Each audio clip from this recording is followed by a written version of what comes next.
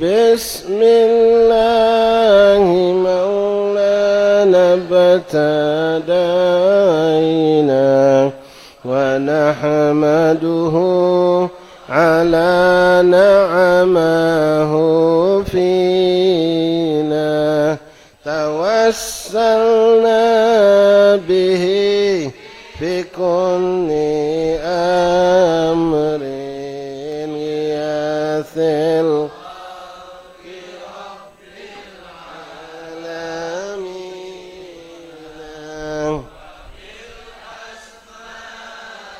ما وردت بنص وما في الغيب محصونا مصونا بكل كتاب أنزله تعالى عن شفاء للمؤمنين وبالهدي توسلنا ونودنا وكل الأنبياء والمرسلين وبلهم مع الأصحاب جمعا توسلنا وكل التابعين للطوائف الأملاك ندعو بما في غيب رب العالمين وبالعلماء بأمره طرا وكل الأنبياء صالحين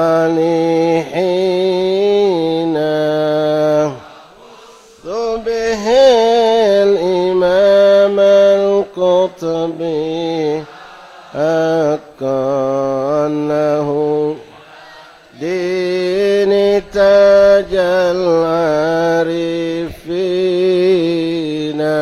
رقى في رتبة التمكين مرقا وقد جمع الشريعة واليقين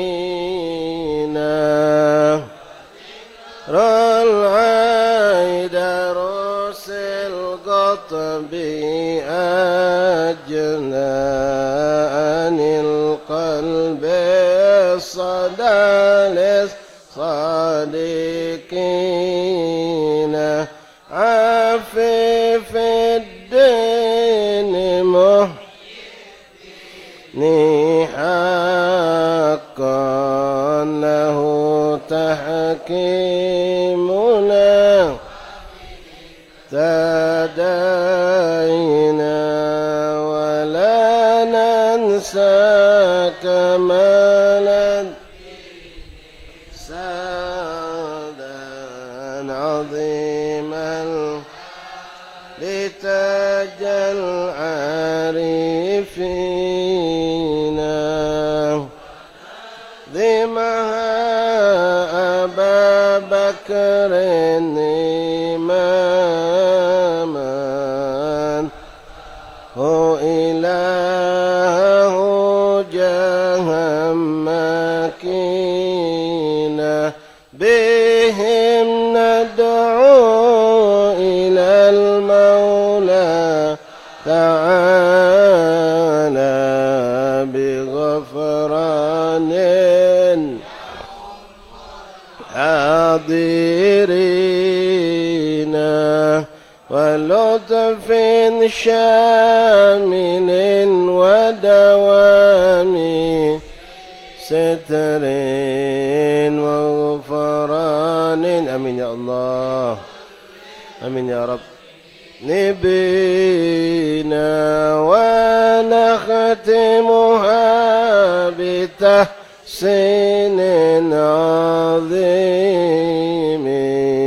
بحول الله لا يقدر علينا وستر الله مسبول علينا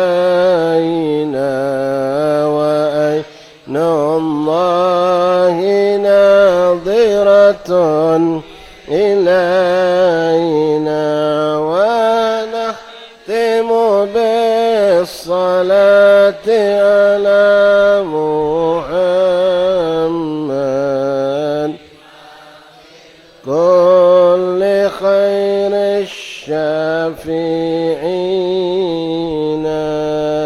إلهي ناس بالاسم الأعظم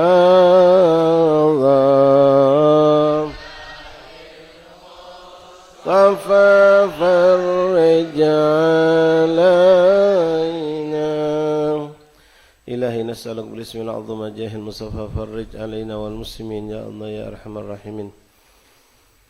الفاتحة إلى سيدنا وحبيبنا شفينا قرة عيننا سيدنا رسول الله محمد بن عبد الله صلى الله عليه وسلم أهل بيته وأزواجه وذريته وأنصاره وأصحابه وأحباب أجمعين ثم إلى أرواح كبسادتنا أولي الله المقربين في مشارق الأرض إلى مغاربها برها وبرها خصوصا سادتنا أولي المقربين أهل المعنى البقي أهل الزنبل الفراد أقدر أجمعين وأهل حضرموت كلهم أجمعين خصوصا سيدنا مهجر الله مسلم بن نبي صلى الله عليه وسلم في المقدم محمد بن علي بعلي وصون وفرهم جميع ساداتنا صوفيا أينما كانوا في مشارق الأرض إلى مغاربها برها وبحرها ثم إلى أرواح كابة أولي المقربين أهل هذه البلدة أهل بالمن دار السلام كلهم أجمعين خصوصا تقدم في هذه الحارة صاحب هذا المقام هذا الدار الحبيب البركة عبد الرحمن محمد المنور وأبي وأمي ومشايخي ومشايخ وأولادي وذرية أجمعين وأصولهم وفروعهم ثم إلى أرواح كبسادتنا أولي المقربين أهل هذه البلدة من العلماء والصلحاء والصديقين المقربين ثم إلى روح الأستاذ كي هجينا ودنشي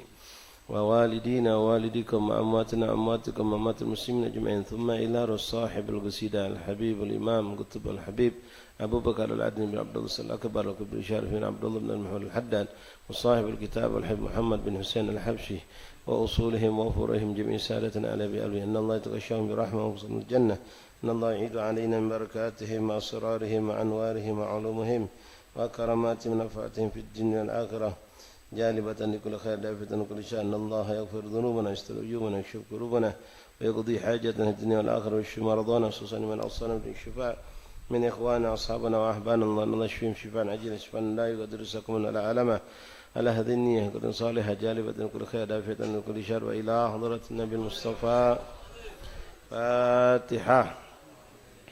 بسم الله الرحمن الرحيم الحمد لله رب العالمين الرحمن الرحيم مالك يوم الدين إياك نعبد وإياك نستعين اهدنا الصراط المستقيم صراط الذين أنعمت عليهم غير المغضوب عليهم ولا الضالين آمين. بسم الله. Sebelum kita mulai minta boleh maju dikit, yang belakang maju, yang di luar masuk ke dalam, insyaallah masih cukup banyak, ada bisa menampung orang 10 barangkali masih. Yang di luar silakan masuk bagian dalam, penuhkan ruangan dalam biar yang datang di belakang tidak repot untuk masuk ke dalam. Masyaallah kan.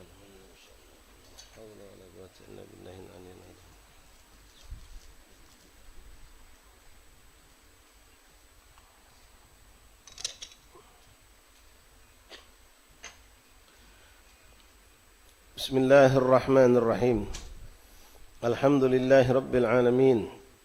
وبه نستعين على أمور الدنيا والدين وصلى الله وسلم على خير خلق الله أجمعين سيدنا مولانا محمد صادق الوعد الأمين وعلى آله وصحبه حق قدره مقداره العظيم. نوينا تعلم التعليم والإفادة والاستفادة والنفع والانتفاع تذكر الحث على التمسك بكتاب الله وسنة الرسل والدعاء إلى الهدى والدلالة على الخير ابتغاء مرضات الله وقربه وثوابه. اللهم أغننا بالعلم وزينا بالحلم وأكرمنا بالتقوى جملنا بالعافية يا أرحم الراحمين. اللهم جملنا بالعافية والسلامة حققنا يا الله بالتقوى مع الاستقامة وأعد مجيبة الندامة يوم القيامة يا حافظ ضعفنا وثبتنا مع الثبات اللهم هذا منك بك وإليك ولا حول ولا قوة إلا بك وصلى الله على سيدنا محمد وآله وصحبه وسلم الحمد لله رب العالمين.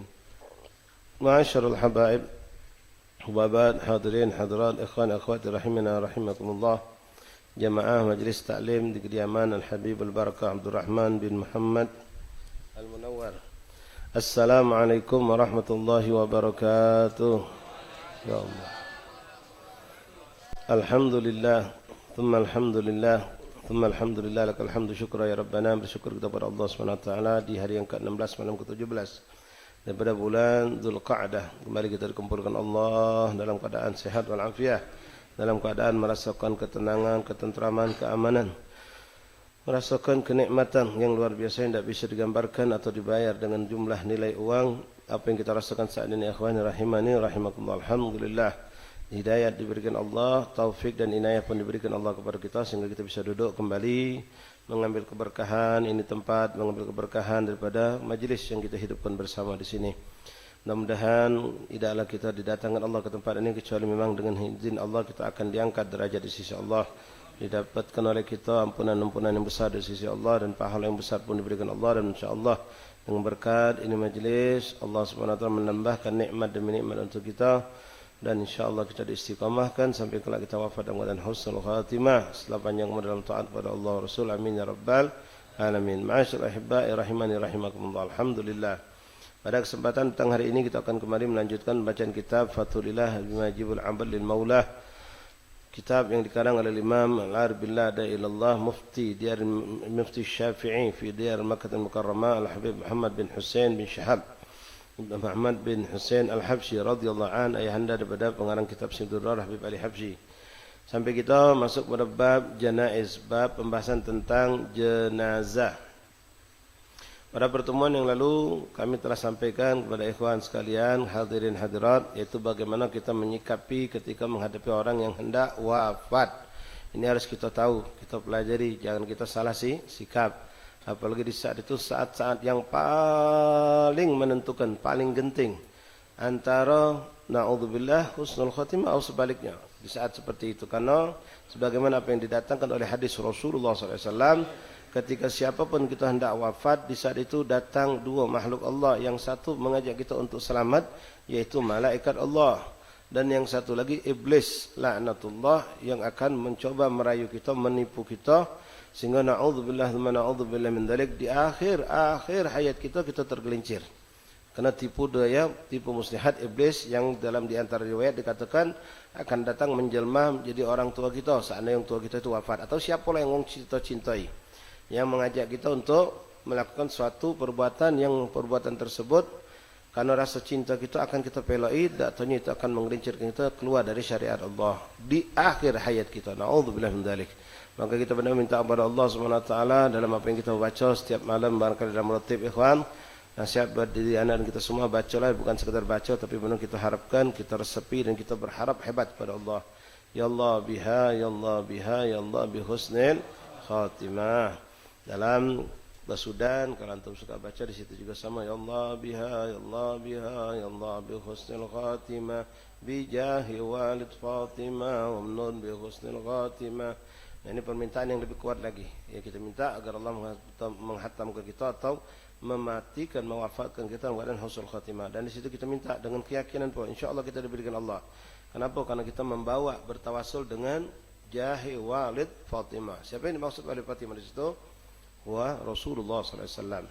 Ya Allah biha, ya Allah biha, ya Allah bi husnul khatimah bi jahi walid Fatimah, dengan keagungan, keberkahan, kedudukan baginda Rasulullah. Walid Fatimah yang dimaksud adalah baginda Rasulullah SAW. Unnun bi husnul khatimah, berikanlah kepada kami ya Allah meninggal husnul khatimah. Ini yang paling diharapkan, karena inilah yang penentu kita meninggal yang kita harapkan. Dan semua para nabi, para aulia, para salihin berharap ini. Naam, kalau mereka para nabi dan rasul sudah ada jaminan dari Allah, tidak mungkin tidak, mereka pasti wafat dengan husnul khatimah. Ataupun selain nabi dan rasul tidak ada yang mendapatkan jaminan pasti meninggal husnul khatimah. Tapi alhamdulillah banyak isyarat-isyarat dari Rasulullah untuk kita mendapatkan husnul khatimah dengan banyak cara. Ya, di antaranya saat ini kita mengistiqomahkan diri kita dengan segala kebaikan, ketaatan. Karena Rasulullah pernah menyampaikan dalam sebuah hadisnya, yamutul mar'u ala ma 'asha alaih. Seorang itu akan diwafatkan Allah tergantung dengan bagaimana kebiasaan hidupnya sehari-hari. Jadi kalau hari ini kita rasakan bukan untuk sombong, apalagi naudzubillah lupa diri menjadi angkuh dan sombong. Hari ini kita ngerasa di kita alhamdulillah hampir kegiatan sehari kita semuanya taat kepada Allah. Gawe kita pun dalam ketaatan kepada Allah. Kita ibadah, kita salat berjamaah, kita qobliyah ba'diyah, bahkan kita ada bagian nasib kita dari qiyamul lail, Quran kita tidak lepas, zikir kita rajin, ke majlis pun alhamdulillah, maka insyaallah dengan apa yang dikatakan Rasulullah tadi, yamutul mar'u ala ma 'asha alaih, seorang itu akan diwafatkan Allah dengan keadaan kebiasaan hidupnya, insyaallah. Kita akan diwafatkan Allah dari salah satu kebiasaan baik kita ini. Entah itu ya Rab tahajud barangkali, atau salat kita berjamaah, atau dalam keadaan kita berzikir, atau kita dalam keadaan birrul walidain, atau dalam keadaan kita baca Quran, atau dan seterusnya. Tapi na'udzubillah, hati-hati ikhwani, nastaghfirullah natubu ilaik, ya Allah nasihat buat diri kami dan kita semua. Ini hadis juga tinggal kita belokkan maknanya. Karena Nabi mengatakan yamutul mar'u ala ma 'asha alaih. Seorang akan dimatikan Allah tergantung kebiasaan hidupnya. Nah, yang hari ini na'udzubillah min dzalik, yang na'udzubillah min dzalik hari ini masih punya kebiasaan yang buruk, entah dia melakukan kemaksiatan, entah dia mengkonsumsi apa yang diharamkan Allah, narkoba, atau dia hari ini berdagang dengan cara yang diharamkan Allah, atau hari ini dia punya sifat sombong, atau yang na'udzubillah sampai hari ini punya sifat yaitu angkuh, atau dia memutuskan silaturahim, atau senang makan duit haram, atau na'udzubillah min dzalik senang berzina, senang berjudi, senang melakukan hal-hal yang dikutuk Allah.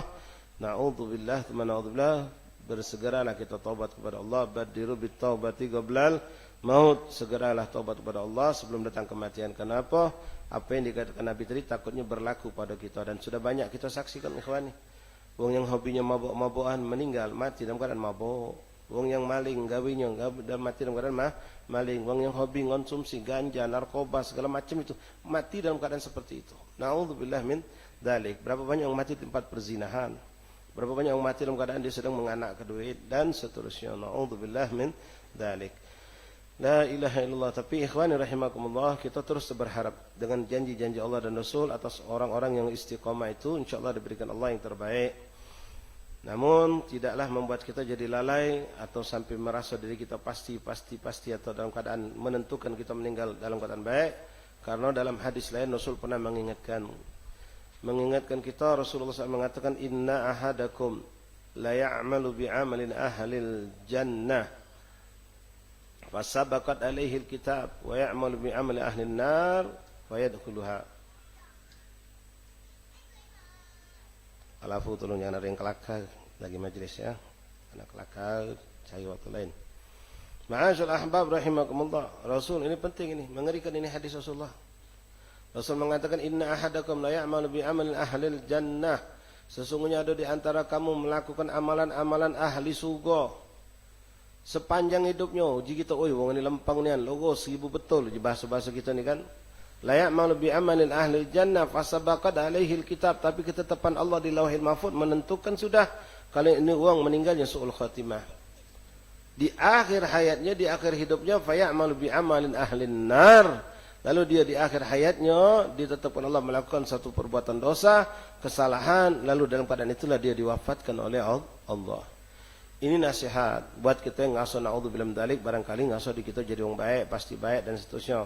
Tidak ada jaminan. Jangan ke kita ikhwani rahimakumullah, ubabat, akhwat, yang kita ngerasa alhamdulillah istiqomah saat ini tidak ada jaminan, walaupun kita tetap berharap dengan apa yang disampaikan lewat hadis pertama tadi. Mereka sahabat-sahabat Rasulullah yang sudah mendapatkan jaminan asyara mubasysyirin bil jannah, ahlil badar, ahlul baitur ridwan. Mereka yang sudah dapat bisyarah dari Allah dan Rasul kalau mereka pasti wafat husnul khatimah. Kenapa? Mereka dipastikan masuk surganya Allah. Itu mereka ikhwani tidak ada nampak sedikit pun ketika dapat kabar dari Rasulullah tentang hal seperti ini membuat mereka lalai atau kendor ibadah, bahkan menjadikan mereka lebih takut kepada Allah. Seakan-akan apa yang dikatakan Nabi tadi bukan mereka mengingkari, naudzubillah, atau tidak percaya. Mereka yakin, mereka pastikan itu benar, tapi tidak menjadikan mereka lupa diri. Nah, sementara kita naudzubillah min dzalik, nastaghfirullahaladzim ikhwani, tidak ada jaminan sama sekali. Nah, kita baru ngerasa diri kita punya casing yang baik, lalu ngerasa diri kita jadi orang baik, meninggal pasti baik. Wallahu a'lam. Naudzubillah. Nah sebaliknya, ini ingatan tadi yang pertama ucapan Nabi ini untuk wong yang ngerasa dirinya baik, jangan sampai lalai, jangan sampai lupa diri, ngerasa diri kita pasti baik, meninggal baik, tidak ada jaminan. Namun sebaliknya bagi orang-orang yang pendosa, yang banyak berlumuran dosa, kesalahan, jangan pula putus asa. Barangkali akhir hayat kita dihusnul khitamkan Allah. Nabi mengatakan, wa inna ahadakum la ya'mal bi amal ahli an-nar hatta ma bainahu wa baina illa dhira' fasabaqat alaihi al-kitab. Wa ya'malu bi amali ahli jannah fa yadkhuluha. Sesungguhnya ada seorang di antara kalian, kata Rasulullah, dia melakukan perbuatan-perbuatan ahli neraka sepanjang hidupnya. Tak pernah terjenguk orang itu lempang, tak pernah terjenguk orang itu berbuat baik. Hatta sampai kita mengatakan tak ada jarak antara orang ini dengan neraka kecuali tinggal sejengkal. Sejengkal lagi masuk neraka dia. Tapi fasabaqat alaihil kitab, ketentuan Allah di Lauhil Mahfuz. Waktu dia berada di perut uminya, di waktu 4 bulan, itu Allah menetapkan ini wong meninggal husnul khatimah. Fasabaqat alaihil kitab, Allah sudah menentukan itu. Maka apa yang terjadi? Allah berikan hidayah di akhir hayatnya. Allah berikan hidayah, Allah berikan taufik, dan dengan izin Allah dia pun berbalik arah, kembali mendekatkan dirinya kepada Allah dengan taubatan nasuha, lalu diwafatkan Allah dalam keadaan berbuat kebaikan. Walaupun sepanjang hidupnya berbuat kemaksiatan. Wahai kata ikhwan rahimakumullah, dan apa yang dikatakan Nabi ini berlaku. Berlaku. Contohnya mungkin paling simpel, bagaimana ada orang-orang yang dulunya menjadi kafir di zaman Rasulullah SAW, kafir bahkan memusuhi Islam. Sampai umur mereka sudah tembus 70 tahun, lalu Allah pilih untuk menjadi seorang mukmin. 70 tahun itu bukan kosong dengan maksiat, memusuhi Islam, memerangi Rasulullah, kurang apa sudah. Tapi Allah menghendaki itu orang masuk Islam dan menjadi pembela agama Allah, pembela Rasulullah SAW.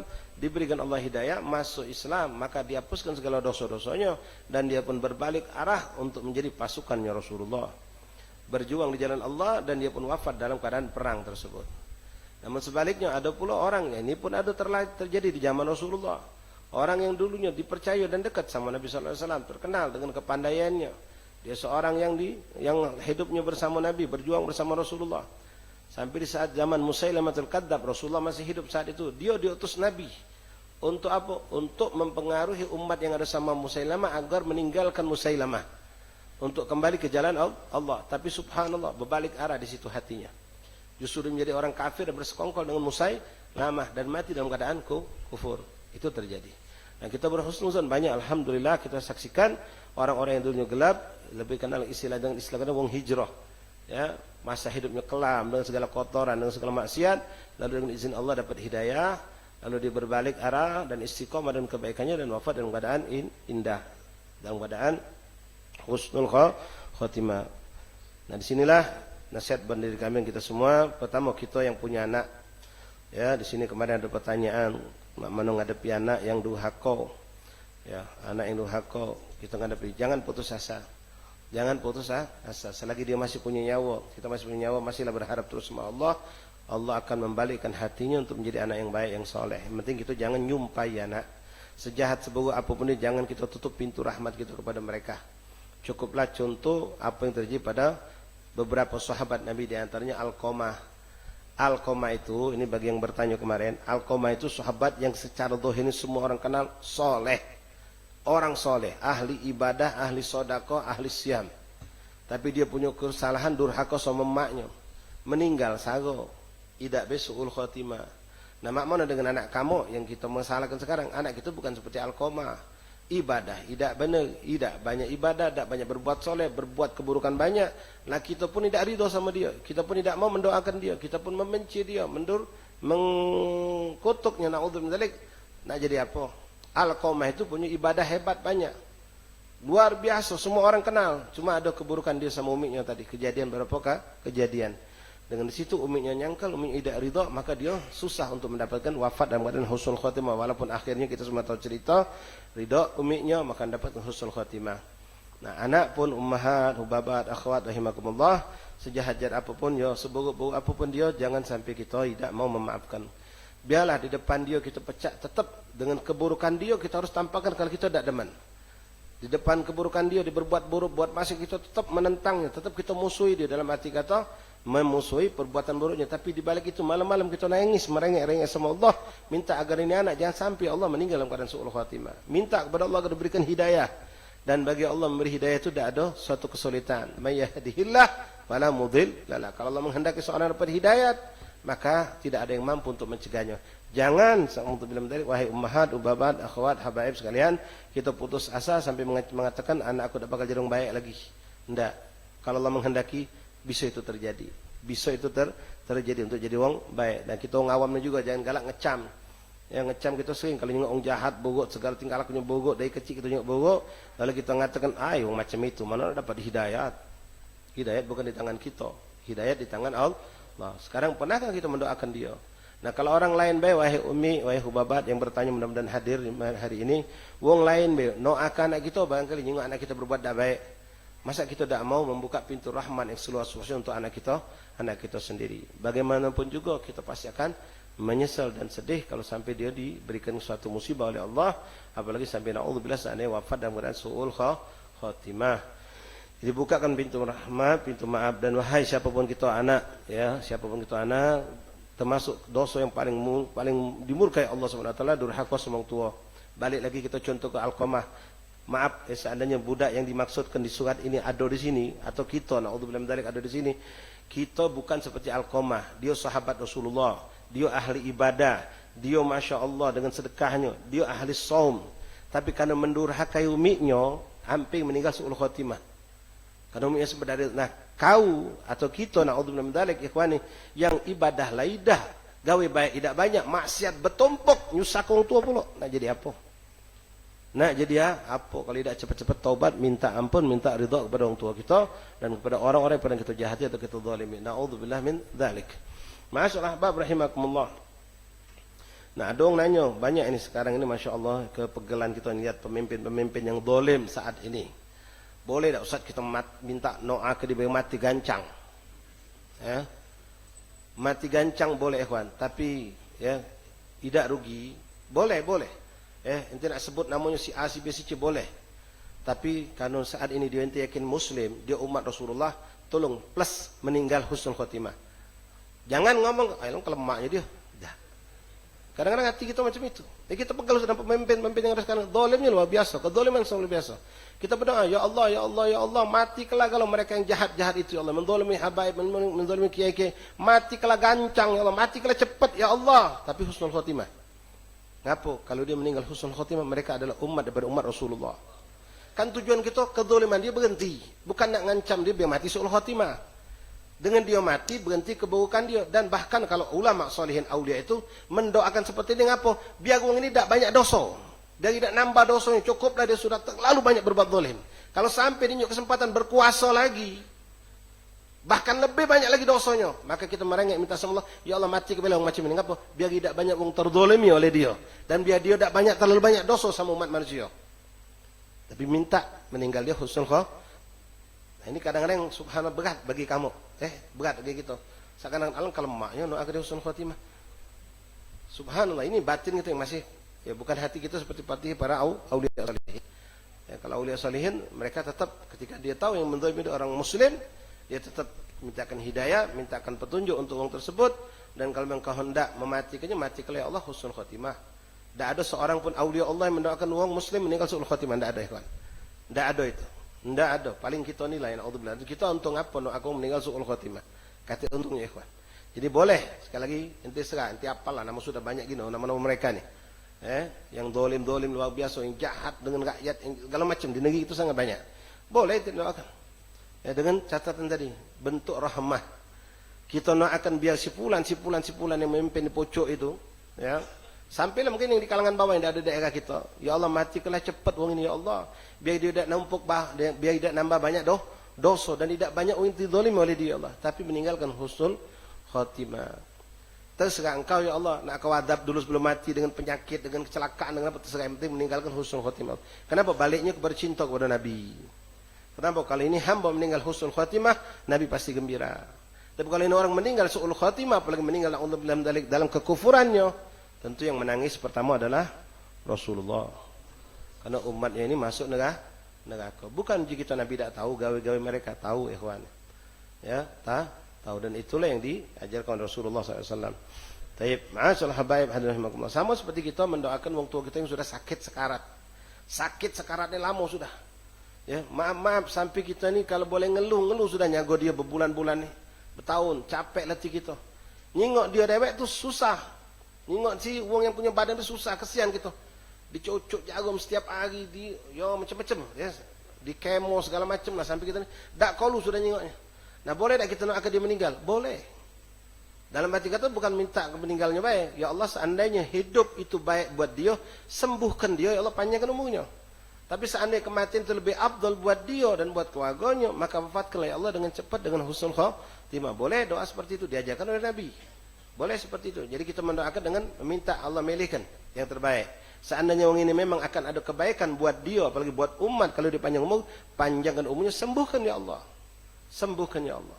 Tapi kalau seandainya tidak akan menjadi suatu kebaikan buat dia, apalagi buat keluarganya, maka wafatkanlah dia Allah dengan husnul khatimah. Biar tidak menderita lama sakit tadi. Tapi kita tidak tahu rahasia Allah. Mungkin banyak sekali dosa-dosa dia dilebur oleh Allah berkat dia sakit tadi. Dosa-dosa kita pun dilebur oleh Allah berkat kita sabar ngerawat wong sakit tadi.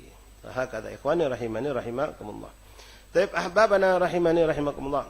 Kemarin sudah kita jelaskan bagaimana sikap perbuatan kita menghadapi orang yang nak wafat. Ya, insyaallah masih kita ingat. Jadi banyak-banyak kita berharap berdoa jagoi mayit itu sebelum dia wafat itu. Dengan apa? Pancinglah rahmat Allah, pancinglah malaikat-malaikat Allah akan hadir. Bahkan bukan suatu yang salah dan bukan suatu yang bertentangan dengan syariat. Arwah-arwah soleh pun kita pancing agar duduk kumpul bersama wong tua kita yang nak wafat ini. Dan itu memang hak ikhwan. Ya, bukan cerita dongeng, tapi ini yang sudah berlangsung dari zaman dahulu, zaman sahabat Rasulullah SAW. Bagaimana mereka yang nak wafat, kalau kita buka sejarah sahabat satu persatu, tidak sedikit yang mereka menyaksikan Rasulullah itu hadir. Rasulullah itu datang, apalagi tabi'in, terus sampai di zaman kita sekarang.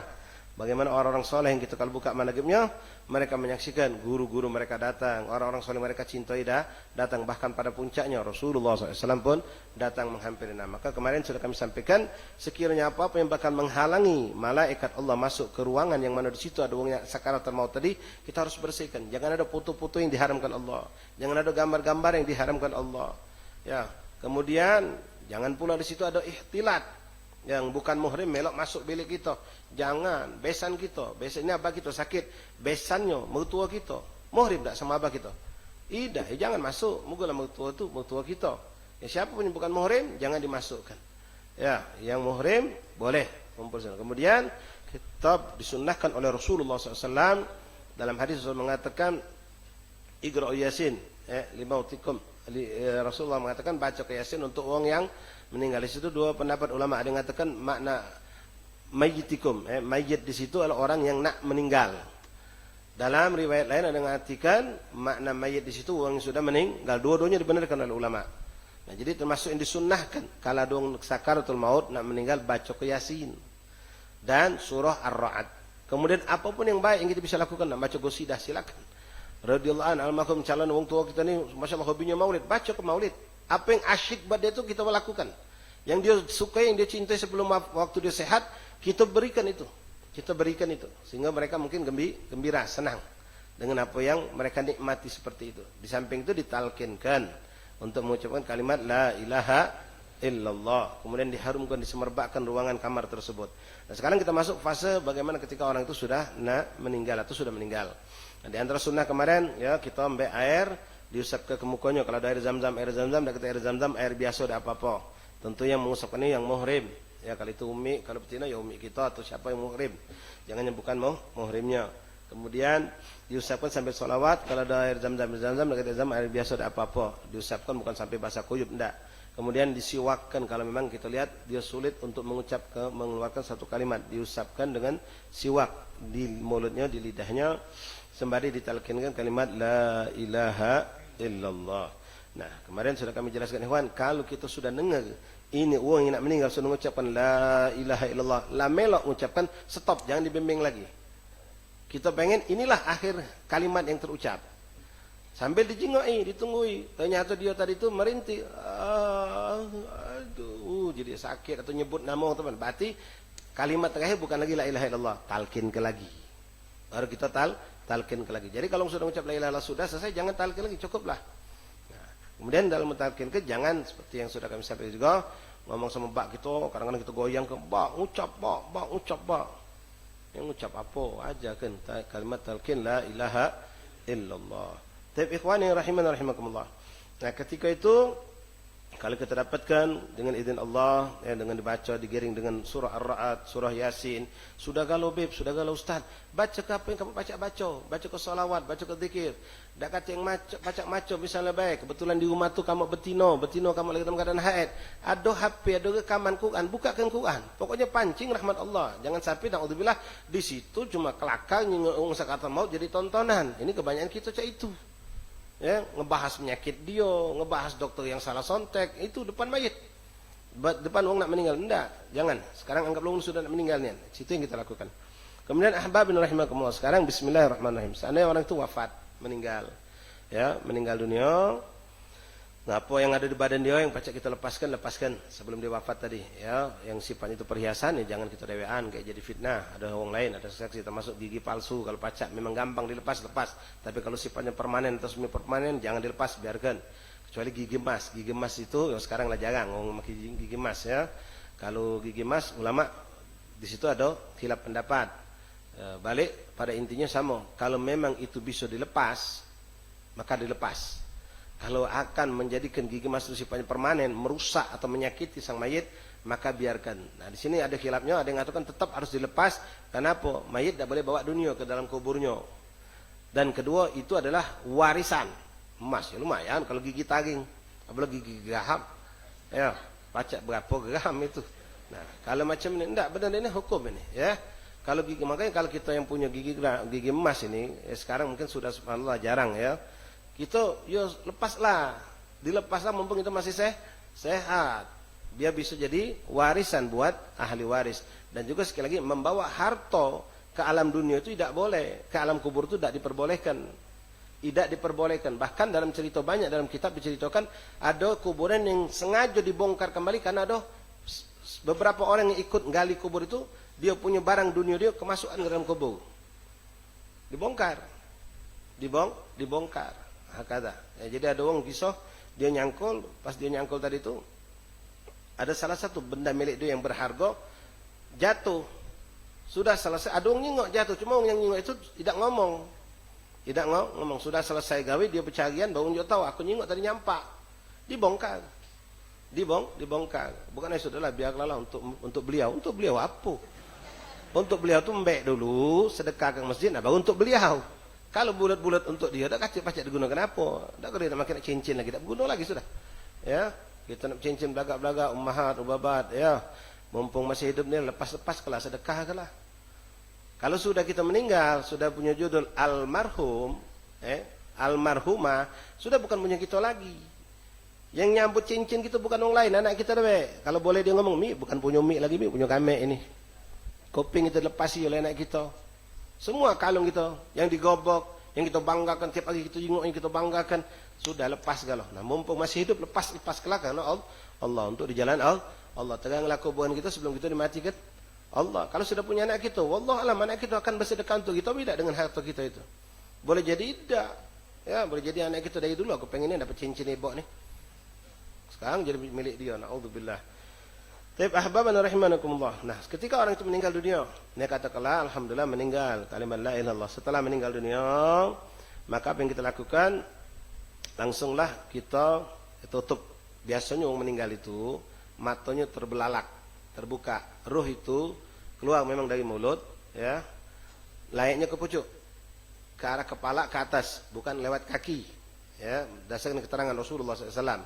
Ketika sahabat bertanya, ngapa orang meninggal itu kebanyakan mata terbuka? Macam melotot macam itu. Karena ketika ruh itu keluar, mata ini masih nyingok seakan-akan melepaskan ruh itu keluar. Nah, mata itu belalak macam ini, kebanyakan meninggal tuh. Maka bagi orang yang ada di situ ketika menyaksikan orang itu meninggal, biasa meninggal itu banyak tanda kita ngerti. Kadang-kadang kalau sudah biasa paham, lagi napas panjang, agak ngorok kadang-kadang, ada yang tanpa suara halus, masya Allah. Meninggal itu, tak tahu kita, tahu sudah meninggal ternyata. Kita lagi macam Yasin, tak tahu kapan nengok, nak kata lagi sudah. Nah ini masya Allah, lutuf min Allah subhanahu wa taala. Nah kadang-kadang kebanyakan mata itu terbuka. Nah ketika kita menyaksikan seperti ini, langsung kita usap sambil baca salawat, tutup matanya.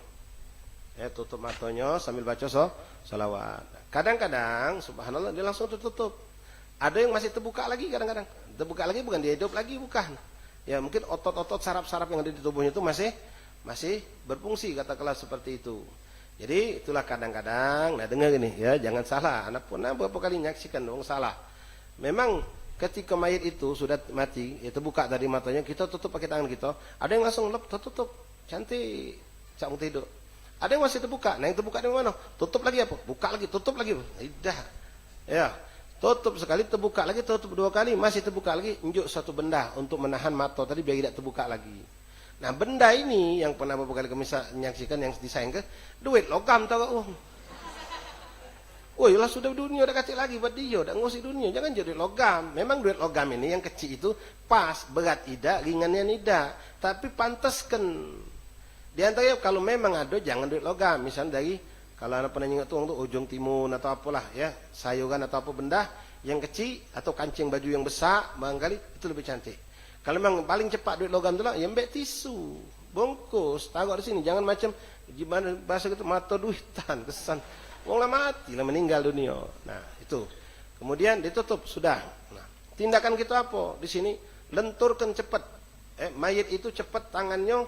Kita jangan biarkan, apalagi hitungan lama, itu bakal mayat itu langsung kaku, tubuhnya akan langsung kaku. Kalau kita biarkan dia tercancang macam ini, maka nak dilekukkan macam ini susah.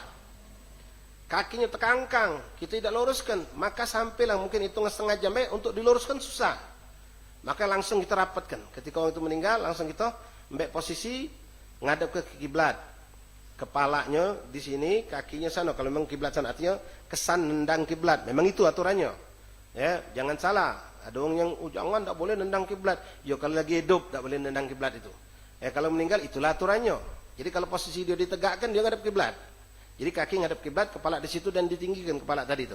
Taruh di tempat yang kalau baca ada lemek nak kasur silakan, tak harus kasur. Ya ada lihap, ada tikar biasa silakan. Muliakan ini mayit. Jangan terkapar tergeletak begitu saja. Lalu dinjuk, memang dinjuk bantal ditinggikan. Apa nak dinjuk bantal? Memang disunahkan, tidak harus bantal. Apa yang jelas ditinggikan. Kepala itu lebih tinggi dari perut dan badannya. Kemudian mbeklah kain yang panjang untuk nutupi mayat ini. Ingat kain yang jangan bergambar-gambar hewan. Ini tidak boleh karena gambar hewan itu dilarang dalam hukum Islam. Jadi kadang-kadang ada batik-batik gambar wayang, gambar ada unta, ada menjangan, ada apa itu jangan. Cari yang polos tapi jangan putih, warna yang agak gelap, coklat-coklatan atau kuning tua barangkali atau warna yang agak gelap lah. Jangan pula hitam. Ya. Nah, batik kebanyakan kita tutupkan lalu berusaha ngelepasi pakaiannya. Pakaian itu dilepaskan. Dilepasi, memang kalau modelnya makin sepan, digonting, tidak apa-apa. Digonting. Tak kalau kita nak melepasi tapi nak ditarik macam itu. Ya dibolehkan. Gonting dari samping kanan, samping kiri sudah tinggal angkat dikit pantatnya, narik lepas. Begitupun baju juga. Tak kalau kita nak bukain secara pakai kaos itu. Kalau baju koko, baju berkancing lemah. Jadi apa yang memang sulit untuk dibuka, digonting. Nah setelah itu ikhwan yang kita perlu perhatikan, tadi sudah ya, mata sudah ditutup. Nah mayit ini tadi sudah saya sampaikan, kalau tidak cepat diluruskan, diarahkan, dia akan kaku. Jadi cepat kita rapat ke kaki. Nah kakinya kita rapatkan, ikat antara dua kaki ini di dekat mata kaki ini, ya termasuk juga dua jempolnya. Ikat biar apa? Tidak terkangkang ujung pelembang tuh. Mayit ini biar tidak terkangkang, diikat. Nah ikatnya pakai apa? Pakai kain yang lebar. Kain itu dasar kita potong, ya kira-kira lebarnya seperti ini nah. Nah dikebat bukan tali rapia bukan. Ya, bukan tali-tali yang akan membuat dia sakit, tidak. Mayit itu akan merasakan kesakitan. Jadi dirapatkan kakinya, ada sikap megang kaki, lalu kita ikat. Ya, pakai kain, diikat, ikat simpul. Jempolnya juga diikatkan macam ini. Ya, kemudian tangan tadi posisikan. Ini setelah kita lepasi pakaian langsung diposisikan. Dan ini kalau percaya di awal setelah beliau meninggal dunia. Jangan terlambat. Lalu posisikanlah tangan macam ini. Nah, sikap lagi sering kita dapatkan. Ya, ada yang tidak paham, sangkonya ini suatu yang harus dilakukan. Padahal tidak, meletakkan satu benda berat di atas perut. Ikhwan rahimakumullah, mayit itu kalau sudah meninggal, ya, itu seperti balon yang kosong yang bisa masuk angin dan melembung. Makanya dikasih berat, di sini dijuk benda berat. Berat bukan beratnya, yang wajar yang pantas. Nah ini juga sering kami dapatkan berapa kali. Pas masuk terkejut, nong apa ada gunting tuh?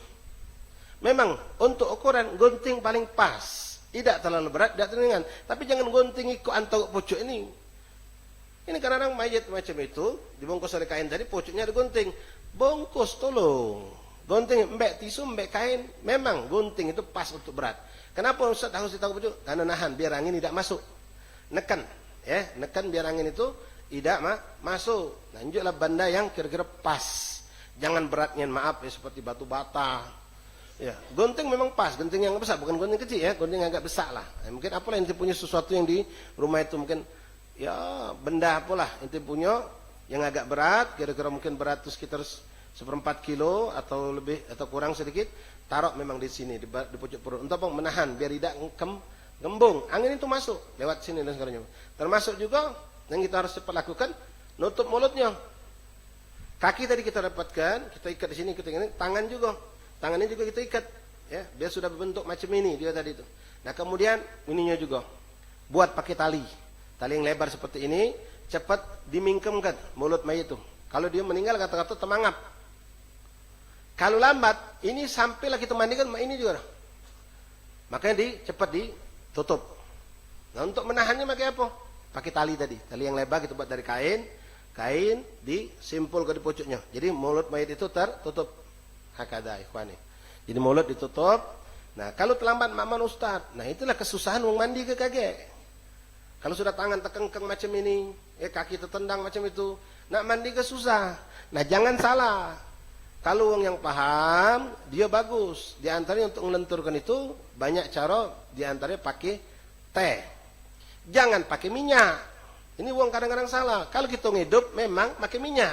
Menentu ke tangan yang kaku yang pegel nih. Tapi kalau meninggal, ente pakai ke minyak untuk ngelonturkan tangan tadi biar pacak. Ya, kalau sudah meninggal lama dikit tekan ini. Nah, untuk dilembutkan pelan-pelan, ditarik lagi, pelan-pelan, ditarik lagi. Itu sampai pakai teh. Entah kalau mungkin kalau antum tanya Bilal mungkin ada yang lain lagi selain teh, ada mungkin. Wallahu alam, jelas jangan pakai minyak. Kalau pakai minyak kenapa? Memang fungsinya kena, tapi pas mandinya sago. Karena minyak itu akan menghalangi air sampai ke terpaksa kita mandi ke dulu pakai sabun banyak-banyak untuk ngilang ke minyak tadi. Jadi jangan pakai minyak. Kalau ngidup memang ya kalau kita pegal kita ada apalah otot kencang injok minyak kan banyak tekanan minyak gosok di sana sini. Ya, diinjak minyak, tapi kalau meninggal jangan pakai minyak. Ya, setelah rapi arahkan ke kiblat, tutup rapi-rapi. Nah, sembari nunggu ya kalau pacak memang mayit itu jangan ditinggal kedewean. Ya, ada yang ngewanginya apa bukan ngongok, nyingoi, ya berzikir, maca Quran. Ya, maca Quran atau apa yang bisa kita baca. Ini kadang-kadang kita sedih. Kalau takziah bunyi takziah datang tempat mayit kelakar, apalagi maaf ummahat, ibu-ibu kita nih banyak nih. Datang melayat takziah apalagi kalau yang meninggal tadi itu lanang. Memang wong betina jangan melok nyengok. Ini maaf, minta maaf ya kalau antum ada yang orang-orang Bangka. Ini adat di Bangka yang alhamdulillah kita terus berusaha untuk ngerubahnya. Di sana itu kalau mayit lanang yang ngelilingnya betina. Mayit betina juga. Jadi lanangnya apa kata dijabo bae. Nah, ini musibah. Kalau kita kan sebenarnya mayit lanang yang ngelilinginya ketika takziah duduk macam lanang ya lanang. Betina jangan, apalagi yang bukan muhrim. Yang muhrim pun kalau bisa jangan. Kamu di sana kecuali katik uang nian, anak keluarga nak masuk silakan di bilik tadi. Ya, kalau betina ya betina, lanang kita jangan melok ke situ. Nah, termasuk juga apa? Ngeloncat sedikit ya. Ketika memasukkan mayit ke kuburan, kalau mayit itu betina, kamu lanang jangan mangak lobang. Bukan muhrim kamu itu. Takut nanti auratnya terbuka, kecuali itu muhrimnya, keluarga dekatnya, atau orang yang memang memberikan arahan bagaimana cara meletakkan mayit. Nah, kita kadang-kadang cuma modal fuduli, codean, pengen nyingok. Apalagi maaf ikhwani, betina itu sepanjang itu pakai cadang. Lagi ada kesempatan nyingok kayaknya. Nah, jangan, itu tidak boleh. Tidak boleh. Nah, begitu juga betina itu tidak usah melok ngantar jenazah, tidak boleh, diharamkan. Ya, kalau sudah betina melok ngantar jenazah lain cerita kakek. Fokus uang tidak nyingok jenazah, nyingok betina itu pasti. Ada sikap ngesik kan. Nah, itu nah bini si Ujang itu nah. Mana itu yang kodong hijau. Kodong hijau muda hijau tua. Hijau muda hijau tua itu mertuanya. Oh. Mulai ngesik nyingok dia kalau maksiat ini. Ya, maksiat makin ngomong, oh masih cantik dia, masih muda dia. Nah, panjang cerita. Banyaknya, belum lagi kalau dia pingsan, musibah lagi tambah. Kami nyambutnya. Ya, jadi orang betina jangan pergi ke kuburan untuk ngantar jenazah. Ya, jangan pergi ke kuburan untuk ngantar jenazah. Tapi kalau ziarah itu dibolehkan. Itu pun ada aturannya. Ya, ada aturannya, ada muhrimnya, keadaannya jauh dari fitnah. Baik, ikhwani rahimani rahimakumullah. Kemudian di sini beliau menyebutkan yang wajib kita lakukan kepada mayit tadi, cepat-cepatlah kalau sudah mayit itu sudah meninggal, cepatlah kita langsung keluarga ini ngomong apapun tanggungan naba kami, utang piutang balik kepada kami. Urusannya makanya saya embeklah dulu sebelum besok ngumumkan lain cerita itu. Detik saat itu langsung kita rebutlah dulu. Apapun utang piutang yang ada pada abah kami nanggungnya adik-beradik. Kalau kita memang adik-beradik atau saudara yang mampu, pokoknya langsung ambil alih. Agar mayit lapang, ya. Nah, bukan berarti orang meninggal yang punya utang itu tidak boleh disolatkan tidak, ya, jangan salah ya. Nabi SAW memang tidak mau menyolatkan, tapi Nabi nyuruh sahabat. Bukan berarti tidak disolatkan sama sekali. Ini ada orang salah, tahu punya utang apa yang tidak kalau nyolat, Nabi tidak galak nyolat ke. Ya Nabi khusus Nabi tidak mau menyolatkan orang punya utang, tapi Nabi menyuruh sahabat untuk melakukan itu. Kalau tidak kalau nyolat kalau itu atau itu kesalahan juga. Jadi jangan salah ya. Nabi memang tidak mau menyolatkan orang yang punya utang, tapi Nabi menyuruh sahabat untuk menyolatkan. Ma'asyiral ahbab hadirin hadir rahimakumullah. Perkara yang wajib kita lakukan kepada mayit, ya. Kemudian tadi perhatikan juga ya banyak hal-hal yang perlu kita luruskan ikhwan rahimakumullah. Kita ni kadang-kadang takziah ya. Jangan galak lata. Melok takziah, nyengok, habis lagi ada orang sikap muka tutup kepala. Nyengok mayit tadi. Bang teman tu kita cak itu juga. Seakan-akan syarat habis takziah tu nyengok gai orang mayit tadi. Siapa nyuruh? Tidak harus ikhwan. Bahkan kadang-kadang maaf kami pernah menahan diri untuk tidak nyium seorang yang kami anggap itu soleh karena tahu ini bakal melok nyium juga loh. Kita pengen nyium orang soleh nih. Tapi orang di belakang itu dengan kami bakal nyium kalau Habib nih mungkin maaf kalau dia hidup risih dicak itu kan. Boleh jadi sih, apalagi maaf kita yang maaf habis tepus rokok, nyium dia yang dia anti rokok barangkali. Ya dengan kita dalam keadaan tidak punya wudu, dalam keadaan macam-macam lah. Nah jangan. Ya jangan apalagi wong yang meninggal ummahat ubabat yang habis kecelakaan, darah mentu, pendarahan, jangan dibuka. Bahkan buat tulisan, ya. Minta maaf untuk tidak membuka muka mayit. Itu jangan jadi fitnah, jadi omongan. Jadi kita datang takziah itu inti takziah sebenarnya untuk menghibur wong yang keluarga yang meninggal itu. Nah, untuk menghibur tadi kadang-kadang kita ini salah, apalagi maaf sekali lagi ummahat ubabat, kita banyak berkelakar, ngoceh, bla bla bla bla bla bla. Kadang-kadang omongan kita tidak kata hubungan dengan jenazah. Bahasan yang di luar. Nah, maka di situ alangkah bagusnya ada yang langsung gerakkan untuk baca tahlil. Ya, Yasin panjangin tahlil jadilah. Jadi mengarahkan biar ini manfaat untuk mayit. Mayit akan dapat kemanfaatan yang besar, kita juga dapat kemanfaatan. Ma'asyiral ahbab rahimakumullah. Nah, mayit itu dimandikan. Setelah dimandikan dikafani, setelah dikafani disolatkan lalu dibawa dan dikuburkan. Masalah mandi ke mayit, mengurus mayit ikhwan rahimakumullah. 5 perkara ini wajib kita lakukan. Memandikan, mengkafani, menyolatkan, membawa dan menguburkan. Membawa ini ada yang masukkan, ada yang tidak. Ya memang wajar logika juga kalau mayit dikapak habis main kata ngangkutnya, baru pacap jalan dewek mayit.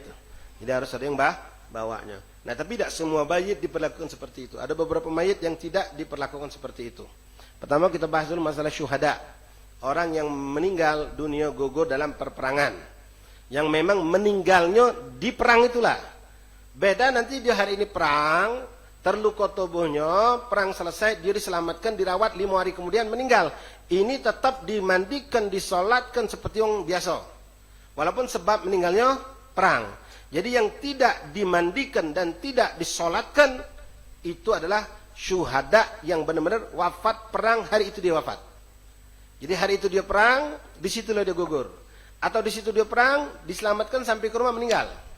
Belum sempat dirawat, lewat dari 1 hari. Nah ini memang diperlakukan tidak disolatkan. Kenapa? Mereka sudah diangkat Allah segala dosa-dosanya, insya Allah bahkan dijamin masuk surga bighairi hisab. Kemudian tidak dimandikan. Tidak dimandikan mayat tersebut. Ngapo? Akan menjadi kebanggaan bagi mereka menghadap Allah dengan lumuran darah yang ada di tubuh mereka. Dikafani tetap. Nah, dikafani di sini tetap. Adapun pakaian yang dinempel di tubuh mereka, apakah dicopot atau tidak, tergantung. Kalau pakaian itu milik mereka pribadi dan tidak ada di tubuh pakaian tersebut benda yang diharamkan masuk kubur, maka jangan dilepas. Biarkan robekan-robekan pedang itu, darah yang berlumur itu langsung kita bungkus dengan kain kapan, kita kuburkan. Tapi kalau di situ ada benda yang diharamkan untuk masuk kubur, benda-benda duniawi misalnya, ada perak, ada apa, di tubuh dia pakaian perang tadi, maka itu harus dilepas. Atau dia pinjam baju perang tadi itu milik orang lain, maka dibalikkan. Kalau memang itu masih pacak dimanfaatkan. Tapi kalau yang punya barang tadi mengatakan aku ridha, bawalah ke kubur, maka itu boleh dibawa ke kubur. Hakata ikhwani rahimakumullah. Nah, itu syuhada. Kemudian ada lagi ikhwani rahimakumullah, orang yang wafat tidak dimandikan, tapi disolatkan. Siapa orang yang meninggal dunia dalam keadaan masih berumrah, baik untuk haji atau berihram untuk haji atau umrah. Wong masih dalam haji, gugur meninggal dunia. Gugur meninggal dunia, itu tidak dimandikan. Tidak dimandikan. Tamam, mereka itu dalam keadaan itulah langsung dimakamkan dengan pakaian ihram itulah. Bahkan kalau belum tahallul, kepalanya itu tidak ditutup. Kalau lanang, kalau dia belum sempat menyelesaikan haji, katakanlah baru sedang di padang Arafah, lalu kejadian insiden dia meninggal dunia, maka kepalanya tidak dipocong, dibukakan. Kenapa? Orang yang haji laki-laki tidak boleh nutup kepala. Sedangkan orang ini statusnya sedang menjalankan haji belum selesai, jadi dibuka kepalanya. Nah, seperti itu mereka tadi itu. Nah, ikhwani rahimani rahimakumullah. Adapun masalah syahid ini banyak. Ada syahid dunia wal akhirah. Dunia wal akhirah artinya di dunia dia diperlakukan sebagai syahid, jenazahnya tidak dimandikan dan tidak disolatkan. Di akhirat memang mendapatkan kedudukan sebagai syuhada. Ada yang syahid akhirat. Nah, syahid akhirat ini banyak. Di antara yang tadi orang itu gugur dalam akibat peperangan tapi tidak di waktu perang. Sempat dirawat lalu dia wafat. Ini orang syahid akhirat. Artinya jatah akhirat dia dapatkan di sisi Allah, tapi di dunia dia diperlakukan seperti orang biasa. Nah, syahid akhirat saja ini banyak, termasuklah ibu-ibu kita yang meninggal ketika melahirkan, pendarahan, itu masya Allah syahid. Ya, orang yang terberak di lautan, yang tertimpa runtuh-runtuhan, meninggal akibat bencana alam.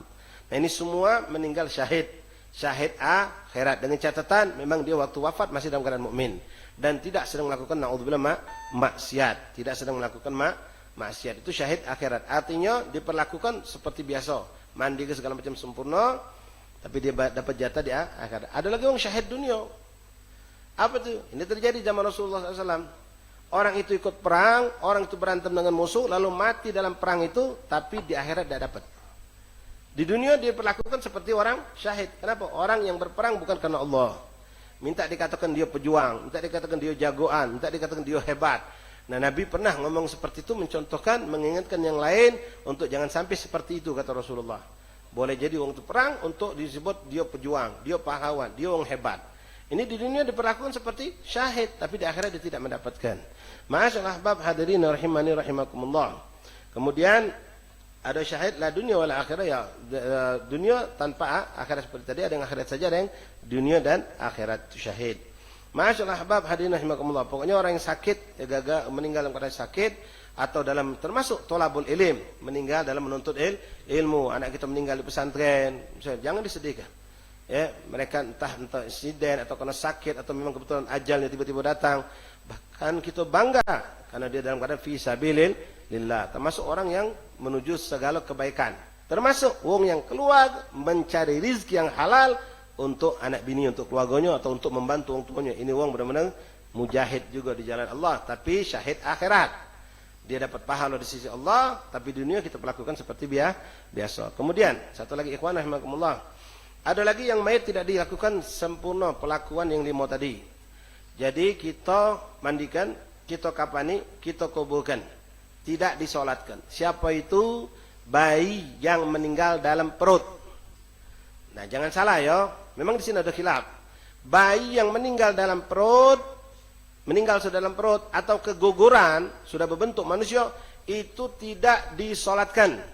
Jangan salah, karena pernah kejadian di seberang sini, kami dapat khabar dari Ustaz Abdul Rahman. Ya, beliau pernah datang, jadi kampung cak itu nih lah, bukan kampung pelosok nian. Beliau pengen hadir sholat jenazah, ada budak majelis, anaknya meninggal masih kecil, dijadwalkan jam sekian. Pas beliau sampai ke sana jam sekian, mayit lah mentu. Dari kawah uang budak bayi tadi. Noh, sudah kawah? Iya Ustaz. Sudah sholat kan? Tidak Ustaz, dari sholat lagi langsung bayi kami nih. Apa budak bayi juga? Noh. Dari sholat ke mana? Budak ini meninggalnya bukan juga perut, sempat berdengek dulu. Sempat hidup dulu. Kalau sempat lahir, jangan ke sehari, 2 hari, seminggu, 2 bulan. Narik napas, begitu tahunian, budak ni pas lahir, meninggal. Wajib diperlakukan seperti wong besar. Mandikan, kafani, solatkan, dan dimakamkan. Jelas. Ya, walaupun umurnya sehari, sempat narik napas, sempat nangis sedikit, lalu meninggal. Belum 2 jam, setengah menit baru hidup. Maka wajib dihukumkan seperti melakukan seperti wong dewasa. Mandikan, kafani, solatkan, jangan lupa, dan dimakamkan. Kemudian, ikhwani rahimani rahimakumullah, untuk budak kecil ataupun yang keguguran, itu disunnahkan kalau meninggal dunia dinamoi. Bisa meninggal baru setengah hari, sehari, 2 hari, dinamoi. Adapun masalah kekah, itu kalau meninggal di bawah 7 hari tidak dituntut kekah. Tidak dituntut untuk dikekah. Kalau meninggal di bawah 7 hari. Tapi kalau lebih dari 7 hari, kapan ada rezeki kekah ke anak kita meninggal kecil tadi itu. Jelas insya Allah. Kemudian ada pertanyaan, apa hukum aborsi? Beb, katanya aborsi menggugur kekandungan. Menggugur kekandungan secara umum kami sampaikan hukumnya haram kecuali ada perkara yang darurat. Darurat macam mana? Untuk menyelamatkan uminya. Kalau bayi ini tidak digugurkan, uminya bakal meninggal. Misal, ada tumor, ada apa lah misal. Itu boleh. Tapi na'udzubillah, hati-hati kalau menggugur kandungan dengan tanpa sebab seperti itu, memang ada khilaf ulama. Ya, ada khilaf ulama, ada yang mengatakan kalau sebelum yanfukh ruh, sebelum 4 bulan digugurkan, tapi ini pendapat tidak dipakai oleh ulama kita. Ya, ulama kita mengambil pendapat ketika janin itu sudah berbentuk janin, kalau tanpa alasan yang syar'i, yang benar dibanding syariat, hukumnya haram, dianggap gotil, pembunuh wong itu. Kalau dokter itu melok membantu, berarti dokter itu ikut membunuh. Atau si ibu ini banyak kan kejadian yang mereka melakukan hubungan di luar nikah itu, na'udzubillah min dzalik. Sengaja pas tahu hamil, dia minum minuman panta, minum apa yang membuat biar bayi ini mati dan keluar. Pembunuh ente. Walaupun belum ada rohnya itu. Walaupun belum ada, apalagi ada rohnya, jelas-jelas. Ya. Jadi jangan dilakukan. Kecuali kalau aborsi ini memang dilakukan karena untuk keselamatan. Darurat. Kalau tidak dilakukan, bayi ini akan menjadikan sebab mudarat buat wong tuanya. Maka itu boleh dilakukan yang seperti itu. Wallahu alam bis-shawab. Masyaallah ahbab hadirahimakumullah, masih panjang perjalanan kita tentang bab jenazah ini. Insyaallah kita lanjut lagi pada Ligal Atiyah insyaallah taala mengenai hukum-hukum memandikan mayat, menyolatkan dan seterusnya. Wallahu alam bis-shawab.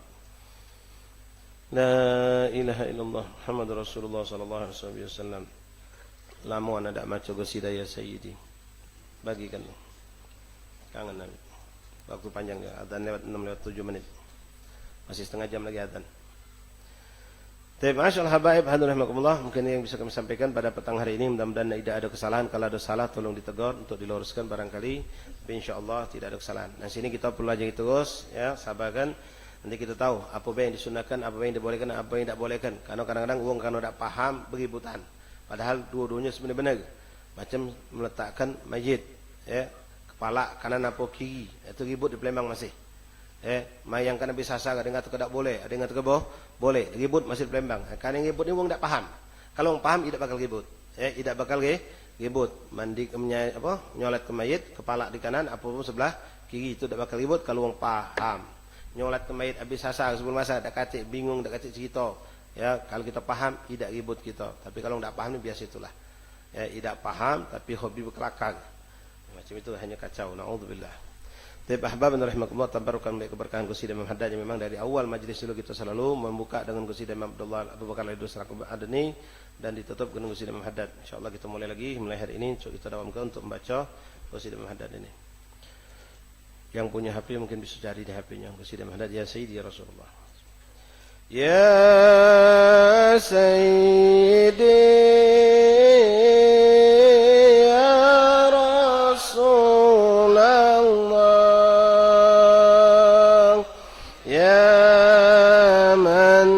له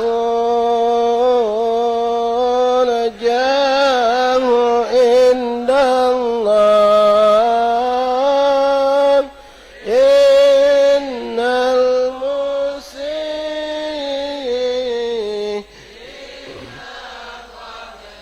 جاءك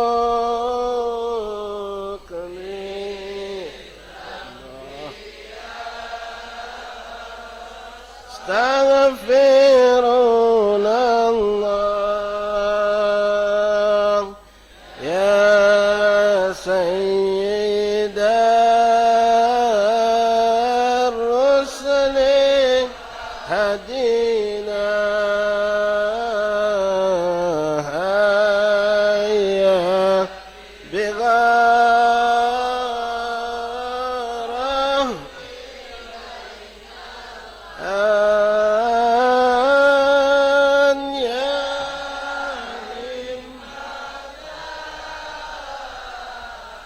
سادات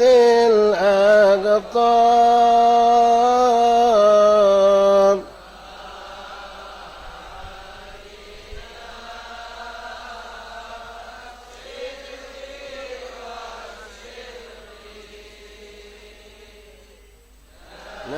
نادي المهاجر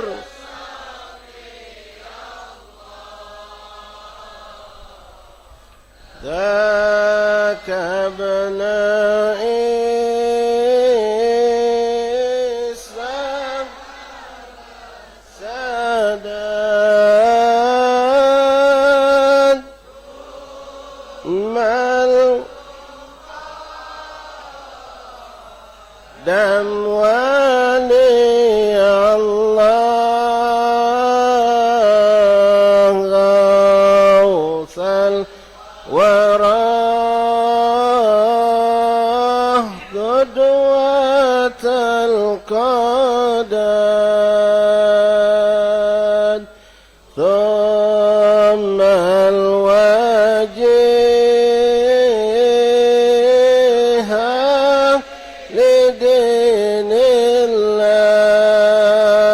الله ساق فانا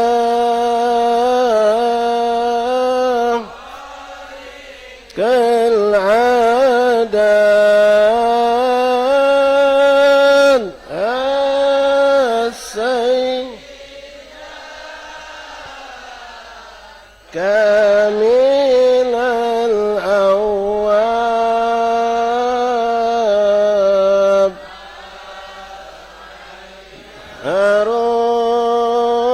عروس مظهر القطر قوموا بنا واكشفوا عنا يا سادتي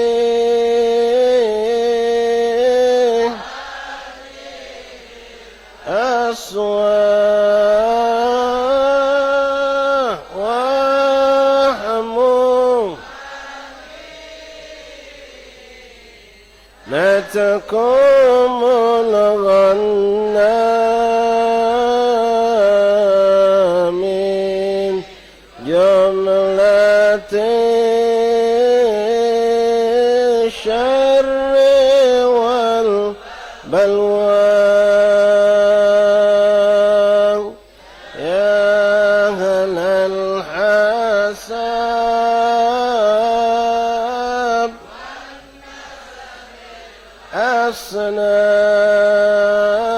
أصناه والعلم علم والتقوى بجد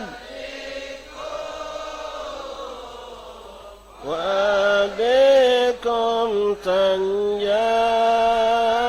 تنجاب صهب ياتي وانظر يا سيدي يا لا الله يا من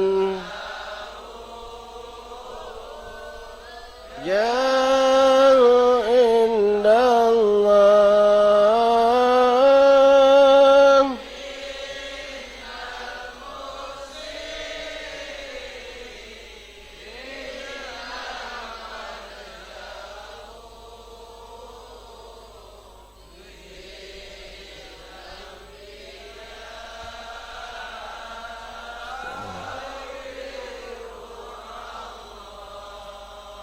فاتح بالقبول وصل إلى آخرة رسول بترسل من صلى الله عليه وسلم الفتوى ومنه رسول صلى الله عليه وسلم يذل من استرجم الشؤونه لما ضان باتنا الشمار ظن ختم نفس الخاتمة إلى حضرة النبي.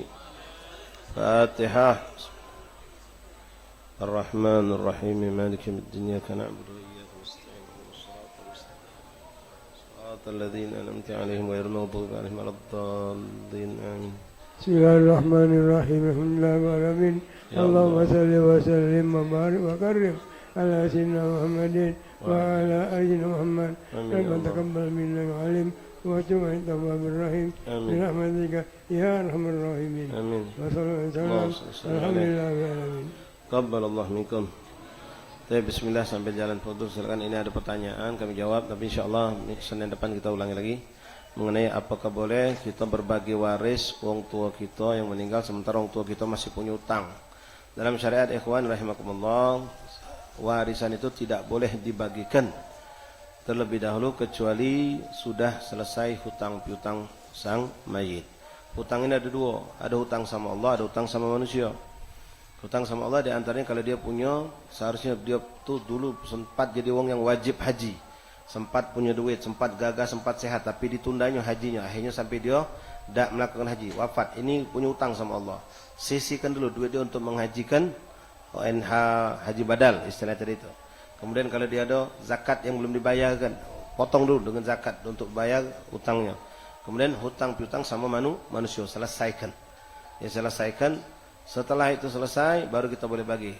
Plus, kalau seandainya juga misal, ya kita adik-beradik ada yang mampu untuk biayai kafan, untuk urusan gali, lubang, segala macam untuk orang tua kita, maka embek dari duit waris juga.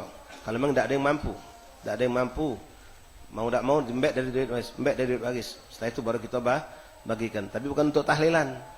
Kalau untuk tahlilan tidak boleh embek dari duit waris. Ya, kita mampu pakai duit kita, tidak mampu ya sudah. Tahlilan banyu putih jadilah. Jangan maksa ke diri. Wallahu a'lam. Insyaallah nanti minggu depan kita buka lagi.